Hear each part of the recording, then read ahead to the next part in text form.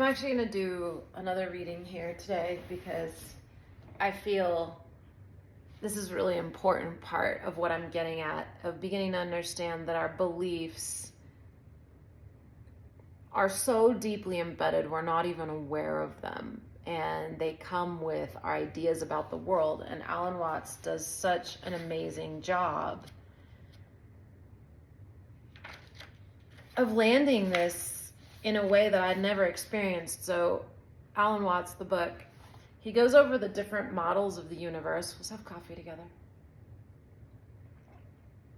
And I never knew that I even believed that these were they're not outrightly said. He goes over the fully automatic model of the universe and the ceramic model of the universe. And I never even realized how it's kind of built into us. We don't even know both of them. And that it's establishing the way we think about things. And it's going to be great for me to read this and share this because I want other people's thoughts on it. I want their asking, and I want to add it to our thinking out loud as we go forward here. Yeah, I haven't done my hair today, and sometimes I obsess on the camera about it, and oh well. I'm going to just go with it. Okay. It starts on page 60 in the chapter, How to Be a Genuine Fake, which continues to be one of my favorite things I've ever heard, and why I started listening to him so much. As he said, being a person, if you're studying how to be a real person, you're actually studying how to be a genuine fake, because the word person comes from per in Latin, which means mask, and sona, which means sound. So it's a mask that makes sound. So by our very definition of being a real person, we're being a genuine fake. And I just loved that so much because I had just made some, a random post on Facebook a while back about, not that long ago, about the fakeness in an industry I was in, life coaching. But it was also in supply chain and manufacturing when I've been in that too. So it's everywhere, right? It's how we do work. It's how we do friends. It's how we do social media. It's how we do relationships.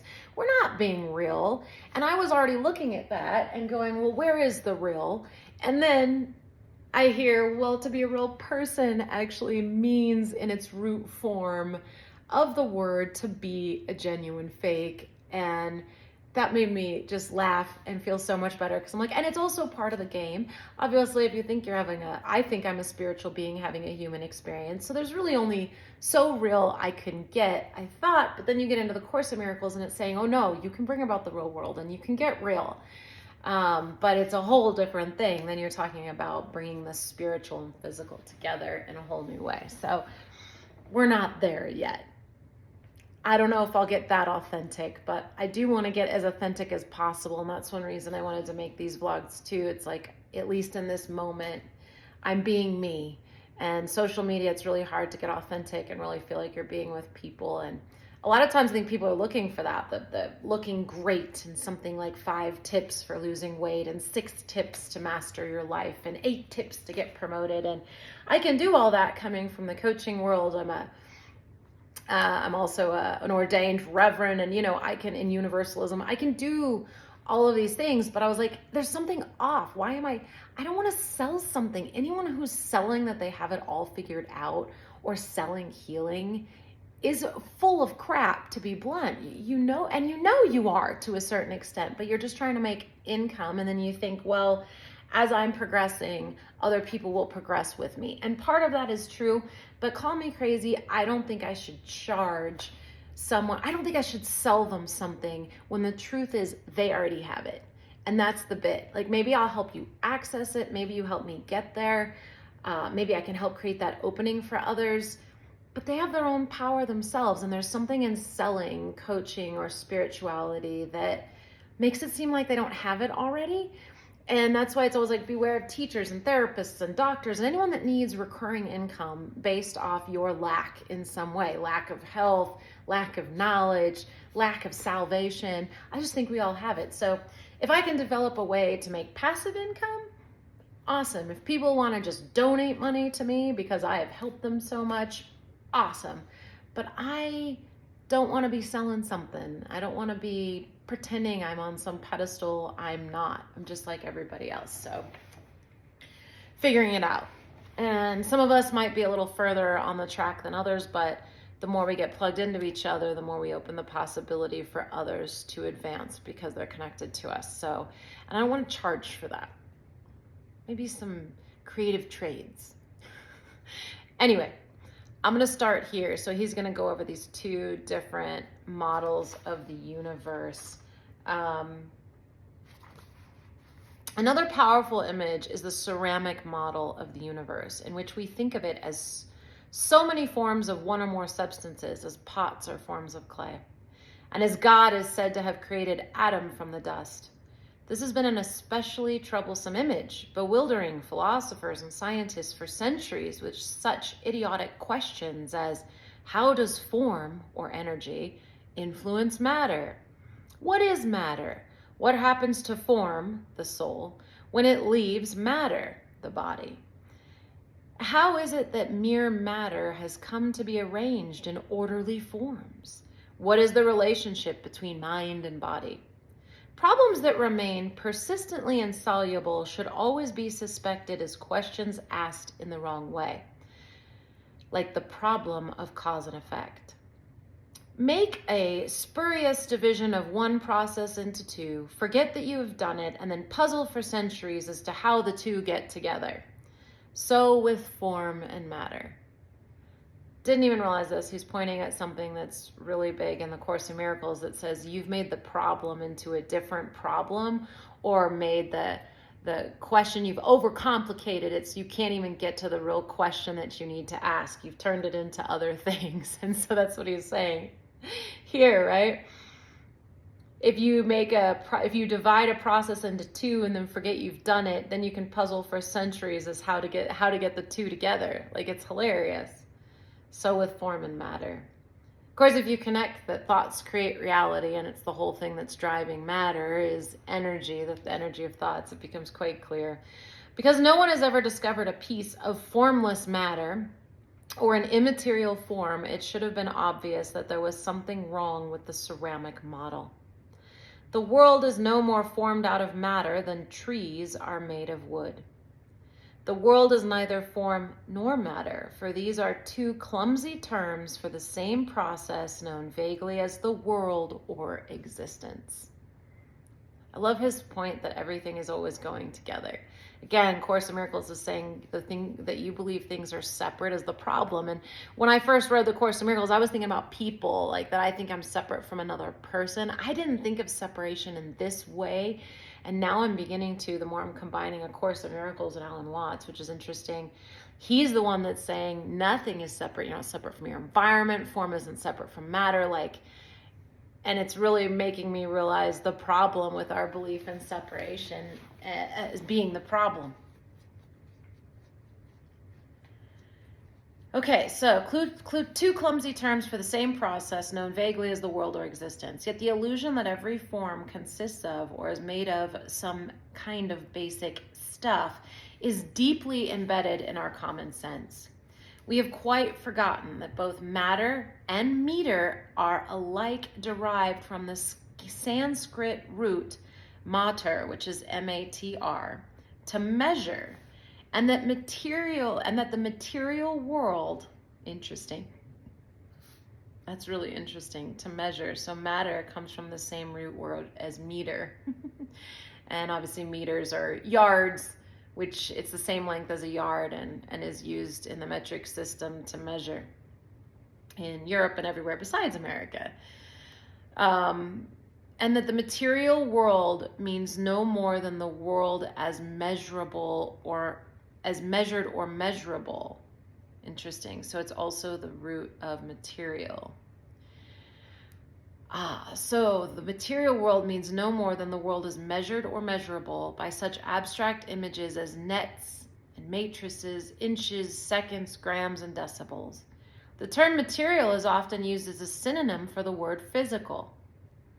From the Greek physis, nature, and the original Indo-European bu, to become. So physical is nature, to become nature. Interesting. To become nature, or to become natural. There is nothing in the words to suggest that the material or physical world is made of any kind of stuff according to the ceramic model, which must much henceforth be called the crackpot model. But the crackpot model of the world as formed of clay has troubled more than the philosophers and the scientists. It lies at the root of the two major myths which have dominated Western civilization, and these, one following upon the other, have played an essential part in forming the illusion of the real person. If the world is basically mere stuff like clay, it is hard to imagine that such inert dough can move and form itself. Energy, form, and intelligence must therefore come into the world from outside. The lump must be leavened. The world is therefore conceived as an artifact, like a jar, a statue, a table, or a bell. And if it is an artifact, someone must have made it, and someone must also have been responsible for the original stuff. That too must have been made. In Genesis, the primordial stuff without form and void is symbolized as water. And as water does not wave without wind, nothing can happen until the Spirit of God moves upon its face. The forming and moving of matter is thus attributed to the intelligent spirit, to a conscious force or energy in forming matter so that its various shapes come and go, live and die. I never realized this, that, and I was raised in a very Christian environment, and I never realized that in the, we were homeschooled and I was taught creation science very intensely. And, obviously I've grown beyond that. Not that there's anything wrong with it at all, but I never realized that written into all of that was this. So even if you discover science and discover that it's not some sort of ceramic goo that's making, or dough that's making everything, you still have this idea of it because of the way it's been described and the way you're told God made it. Yet in the world as we now know it, many things are clearly wrong, and one hesitates to attribute these to the astonishing mind capable of making this world in the beginning, mind as capitalized. We are loath to believe that cruelty, pain, and malice come directly from the root and ground of being, which is what he calls God, and hope fervently that God, at least as the perfection of all that we can imagine, is wisdom and justice. And then he throws in, we need not enter here into the fabulous and insoluble problem of evil which this model of the universe creates, save to note that it arises from the model itself. And that's always been one of my beefs with Christianity, is like, if you're going to say you have a loving, omnipotent God, he created a being that then turned on him. That would be impossible if he's really omniscient and knows the future and past, right? Unless he allowed it. And if your God is all loving but created an evil thing, or created something that was going to turn on him and become supremely evil, and he allowed it, then he's not all loving. He's a capricious jerk, because it never would happen, and then gave the earth to the evil one to rule, and he cares about us. Like, it makes no sense. It makes him like this weird hapless victim. But anyway, he decides to not address that here. I just went off on my own small rant. The peoples who developed this myth were ruled, the peoples who developed this ceramic model, essentially, were ruled by patriarchs or kings, and such super kings as the Egyptian, Chaldean, and Persian monarchs suggested the image of God as the monarch of the universe, perfect in wisdom and justice, love and mercy, yet nonetheless stern and exacting.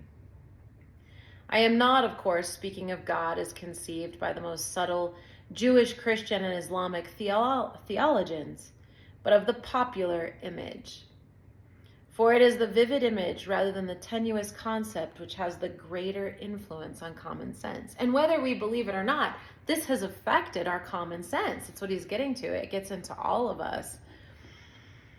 The image of God as a personal being, somehow outside or other than this world, which gets back to giving the world to Satan or the devil, right? So you can't be a part of it, had the merit of letting us feel that life is based on intelligence, that the laws of nature are everywhere consistent, and that they proceed from one ruler, and that we could let our imaginations go to the limit in conceiving the sublime qualities of this supreme and perfect being. The image also gave everyone a sense of importance and meaning.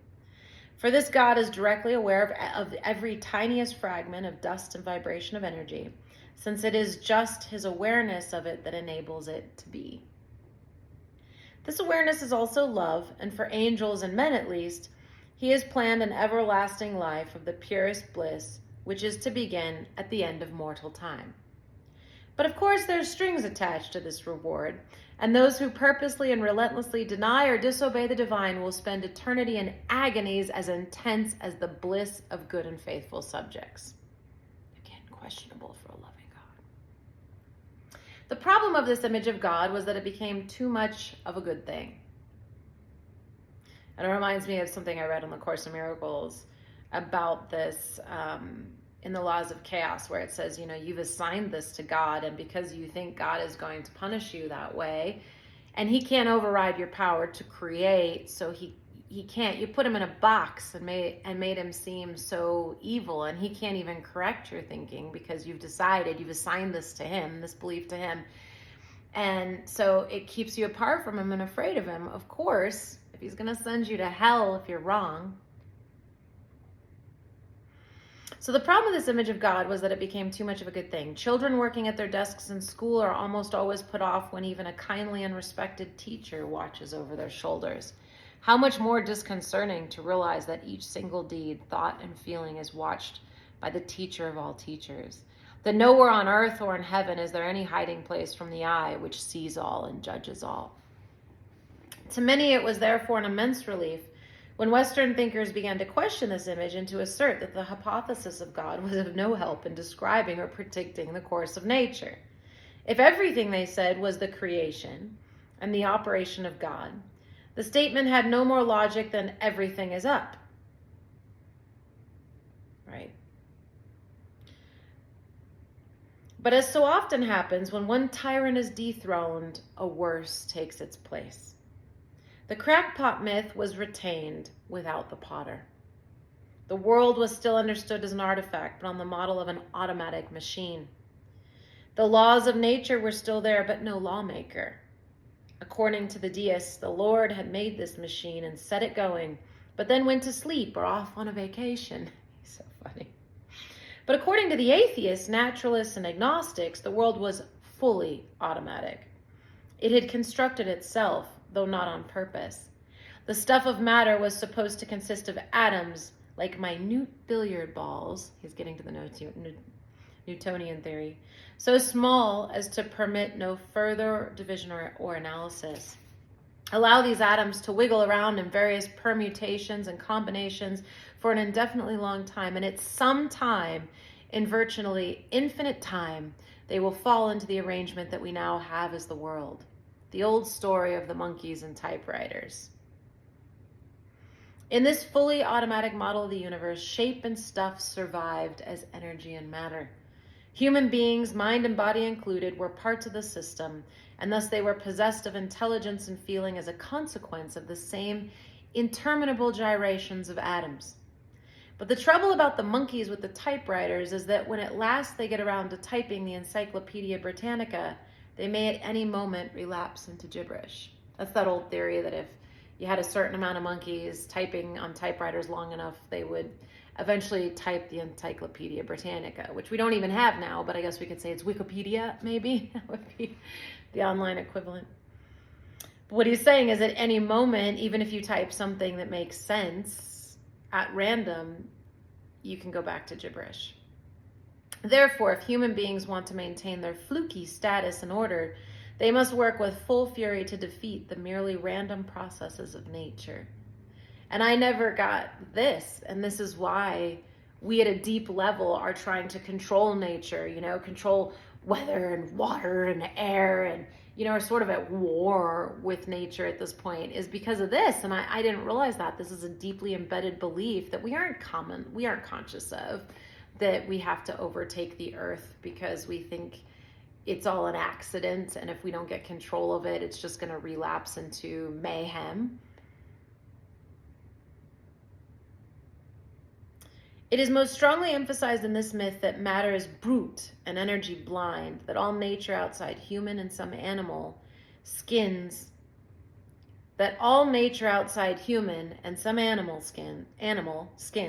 so outside of our skins, is a profoundly stupid and insensitive mechanism. Those who continued to believe in someone up there who cares were ridiculed as woolly-minded wishful thinkers, poor weaklings, unable to face man's grim predicament in a heartless universe where survival is the sole privilege of the tough guys. If the all-too-intelligent God was disconcerting, relief in getting rid of him was short-lived. He was replaced by the cosmic idiot, and people began to feel more estranged from the universe than ever. The situation merely reinforced the illusion of the loneliness and separateness of the ego, now a mental mechanism. It's connecting more to the Course in Miracles, it's funny. And people calling themselves naturalists began the biggest war on nature ever waged. In one form or another, the myth of the fully automatic model has become extremely plausible. And in some scientific and academic disciplines, it is as much a sacrosanct dogma as any theological doctrine of the past, despite contrary trends in physics and biology. That's what I was saying. Atheism requires more faith than any of them and gives you the littlest in return. That's what I came to. That's why I started studying religion again. I mean, along with an alcohol problem that was told I had to get a higher power to address. Those two things together what brought me back to spirituality. For there are fashions and myth, and the world-conquering West of the 19th century needed a philosophy of life in which realpolitik, victory for the tough people who face the bleak facts, was the guiding principle. Thus, the bleaker the facts you face, the tougher you seem to be. So we vied with each other to make the fully automatic model of the universe as bleak as possible. And I used to be that way. Like, they just aren't willing to face the truth, that there's nothing. And so I really get like the bleaker the facts you face, the tougher you seem to be. I didn't know that came from sort of this deep belief in a fully automatic model. Nevertheless, it remains a myth with all the positive and negative features of myth as an image used for making sense of the world. It is doubtful whether Western science and technology would have been possible unless we tried to understand nature in terms of mechanistic models. According to Joseph Needham, the Chinese, despite all their sophistication, made little progress in science because it never occurred to them to think of nature as mechanism, as composed of separable parts and obeying logical laws. Their view of the universe was organic. It was not a game of billiards in which the balls knocked each other around in a cause and effect series. What were causes and effects to us were to them correlatives, events that arose mutually. Like back and front, like you have a back and you have a front. And I love this new way of thinking. Sort of the situation is, it comes up together, and that's where it helps to understand that like time, even though it's in the future, whatever you've started now is still happening now. We're not going to see it in time till later, but it becomes a part of me in the now. The moment I make the decision to change, or I make the decision to do something new, my future changes. So that future arises at the same time as my decision. I just don't see it until I pass through more time. So I love this new way of thinking of cause and effect, that the parts of their universe were not separable, but as fully interwoven as the act of selling with the act of buying. A made universe, whether of the crackpot or fully automatic model, is made of bits, and the bits are the basic realities of nature. Nature is therefore to be understood by microscopy and analysis. That's where we're at now. We're going to analyze all the way down to the genetics and reformulate ourselves, even though it keeps getting away from us. Nature is therefore to be understood by microscopy and analysis to find out what the bits are and how they are put together. This was the view of the nominalist philosophers of the late Middle Ages, who strongly opposed the then called realists for maintaining that such entities as mankind or human nature were real substances, underlying the accidents of particular men and women. Every individual was therefore an example or case of the human substance, though the word as then used did not mean matter or stuff, but a kind of essence, standing, which is stance, under its particular manifestations. Interesting. So every individual is therefore an example or case of the human substance, it says. And then he breaks down the word standing. Let's see. Though the word is then did not mean matter or stuff, but a kind of essence standing under its particular manifestations, which means substance. So you're sub a stance. That's fantastic. You're standing under its particular manifestations. He gets into the definitions and origin of word, which I love, or origins of language. The nominalists maintain that this was nonsense. For them, mankind was no more than the sum total of individual people.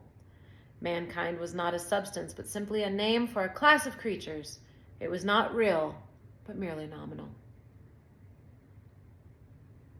Nominalism, as we know, became the dominant attitude of Western thought, and especially of the philosophy of science. In the 18th century, Rousseau went so far as to suggest that society and the state had originally been formed by a contract between individuals. Society was an association, like the Rotary Club, which individuals had at some point joined and thereby abandoned their original independence. But from the standpoint of modern sociology, we feel that man is necessarily a social thing, if only for the reason that no individual can come into being without a father and a mother, and this is already society. Until quite recent times, it's been the prevailing view of Western science that animals and plants, rocks and gases are composed of such units as molecules, cells, atoms, and other particles in much the same way that a house is composed of bricks. But a consistent nominalist will have to be forced into the position that there really is no such thing as the human body. There are only the particular molecules of which it is composed, or only the particular atoms, not to mention electrons, protons, neurons, and so forth. Obviously, these particles do not by themselves constitute the human body. The whole is greater than the sum of its parts, if only for the fact that a scientific description of the body must take account of the order or pattern in which the particles are arranged and what they are doing. And then there's a little quote. The man behind the microscope has this advice for you. Instead of asking what it is, just ask, what does it do? But even that is not enough, he says. We must also ask, in what surroundings is it doing it? If a description of the human body must include the description of it, if a description of the human body must include the description of what it and all its parts are doing, that is, of its behavior, this behavior will be one thing in the open air, but quite another in a vacuum, in a furnace, or underwater. He's got a great point. Blood in a test tube is not the same thing as blood in the veins because it is not behaving in the same way. Its behavior is changed because its environment or context is changed, just as the meaning of one and the same word may change according to the kind of sentence in which it is used. There is a vast difference between the bark of a tree and the bark of a dog. It is not enough, therefore, to describe, define, and try to understand things or events by analysis alone, by taking them to pieces to find out how they are made. This tells us much, but probably less than half the story. Today, scientists are more and more aware that what things are and what they are doing depends on where and when they are doing it. But we aren't looking at this in genetics. The cutting edge knowledge of genetics is that your genes change based on your environment. I've heard about that through Hay House. I do not see that in modern medical science, because what that means is, I remember I was listening to, and he was a MD speaking on Hay House, but he was talking about how if genes can change based on environment, an example of that is like, we think right now modern medical science says cancer is genetic, for example, but kids who are adopted get the same cancer as their parents. It's a thought pattern. It's the environment that you live in that creates the cancer or causes a gene to become active to create cancer. It's not the gene itself. So we're still doing this. We're still dividing things up into parts and trying to treat them. And I mean, I won't get into that topic. I was just going to go with something else, but I'll stay off of that for the moment. But we're still doing this and not realizing that it's the environment something is in, all the way down to our DNA, that is causing it to react to things a certain way. If then the definition of a thing or event must include definition of its environment, we realize that any given thing goes with a given environment so intimately and inseparably inseparably that it is more difficult to draw a clear boundary between the thing and its surroundings. Go ahead and stop there. And this goes right back into the Course in Miracles in ways I didn't even realize, in defining how non-separate we are, and that it can be firmly established by science and thinking if you're really digging into it the way he does. I think he really provides a key to that, at least for me. I've never thought about me being connected to my environment the way he's illuminating for me. And I'm very excited as I continue to go through life in this process of thinking about it that way. That separation, or the problem of separation, isn't just human to human, as I said earlier, but in even environment. So the environment of my genes in my body and the environment outside of me, around me, right? It's fascinating. I hate when I do that, right? Right? Drives me nuts. Still do it. Must have to do with my environment. Anyway, thanks for joining me for that. I hope you got something out of it. I certainly did, and I appreciate sincerely the opportunity to share it.